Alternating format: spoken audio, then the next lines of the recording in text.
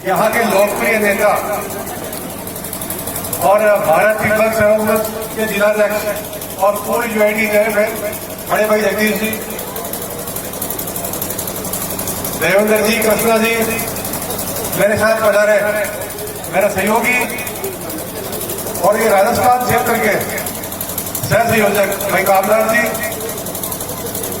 जयपुर प्रांत जिसमें 11 जिले आते हैं उसके अध्यक्ष अशोक जी, उपाध्यक्ष उमेश जी और सामने विराजमान बड़े बुजुर्ग साथी और युवा करुणाई और मातृशक्ति, आप सभी के बीच में मुझे आने का सौभाग्य मिला। एक बैनर पीछे लगा हुआ है भारत तिब्बत सहयोग मंच और मैं समझता हूँ काफी लोग आज ये नाम पहले बार देख रहे होंगे या उसे समझ में नहीं आ रहा होगी है क्या, ये है क्या जी। बैनर भी लगा दिया और कोई क्षेत्रीय आ गया, कोई प्रांतीय आ गया, अभी कुछ चीजें समझ में नहीं आ रही। तो मैं वही चीज आपको बताने आया हूं या वही बात करने के लिए आया हूं। यह मंच क्या है सर, राष्ट्रवाद और हिंदुत्व इस देश की दो महान दो परंपराएं हैं और हमारे राष्ट्र में हमारा राष्ट्र मजबूत हो, तरक्की करे और सनातन परंपराएं यहाँ पर लागू हो। आज हर जगह समाज की बात होती है, धर्म की बात होती है, इस देश में इस चीज की कमी है। हमारा एक पड़ोसी सहयोगी था तिब्बत एक देश हुआ करता था स्वतंत्र, जो अरुणाचल के ऊपर, नेपाल के ऊपर एक बहुत बड़ा भूभाग था, जहां हमारे आराध्य देव कैलाश मानसरोवर, भगवान कैलाश जहां विराजते हैं, वो मानसरोवर उसी तिब्बत के अंदर है, जहां से सिंधु नदी निकलती है और पूरे हिंदुस्तान की जो तिब्बत की जो बर्फ है उसे हिंदुस्तान में बड़ा शुद्ध वातावरण जल मिलता है। वो तिब्बत किसी जमाने में हमारा दोस्त था और भारत को गुरु मानता था और तिब्बत से हमारे देश की संधि थी, हमारे देश की दोस्ती थी कि तिब्बत में कोई भी सेना की जरूरत पड़ेगी, कोई भी संचार माध्यम की जरूरत पड़ेगी, कोई भी रक्षा की जरूरत पड़ेगी और कोई भी विकास की जरूरत पड़ेगी, वो भारत देखेगा। भारत आजाद हुआ और आजाद हुआ तो भारत का वर्चस्व बढ़ा। दुर्भाग्य से हमारे नेता जो बड़े हो जाते हैं उनको और बड़े बनने की इच्छा हो गई। जब यूएनओ के अंदर 5 सुरक्षा परिषद के मेंबर बनने थे तो भारत को ओवर आया कि आप ही मेंबर बनो, काफी लोग जानते हैं। लेकिन हमारे पूर्व प्रधानमंत्री नेहरू जी ने ये सोचा कि चाइना बड़ा देश है, उसको ये मौका मिले, तो उन्होंने दरियादिली दिखाई और चाइना को वहां पर भेज दिया और वह कम्युनिस्टों का राज था और कम्युनिस्टों की एक परंपरा है, चाऊवान जो वहां का राष्ट्रपति था जो लाखों लोगों को मार के आया था, उनकी एक परंपरा है कि हमारा भूभाग पूरी दुनिया में फैले। आप ताजुब करोगे 1949 में जब तिब्बत पर कब्जा किया चाइना ने, जब ये दलाई लामा जो हमारे धर्मशाला में बैठे हैं वो वहां के लामा थे, वहां के शासक थे, जब वह कब्जा किया तो लाओ की सेना ने, चीन की सेना ने 90,000 तिब्बतियों को वहां पर मारा। तिब्बत ने भारत से कहा कि संभालो, चाइना आक्रमण कर रहा है, लेकिन हमारे नेताओं ने समझदारी नहीं दिखाई, दूरदर्शी नहीं दिखाई और चाइना को एक दोस्त माना।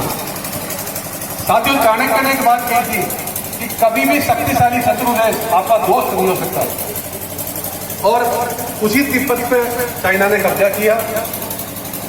आपको बता दो कि तिब्बत और भारत की सीमा तकरीबन 4000 किलोमीटर की सीमा है और उसकी सुरक्षा सिर्फ 1000 सिपाही किया करते थे, जिसके हाथ में सिर्फ लाठी हुआ करते थे। हमारा सुरक्षा बजट 0 था और व्यापार एक रेशम मार्ग के रूप में व्यापार होता था।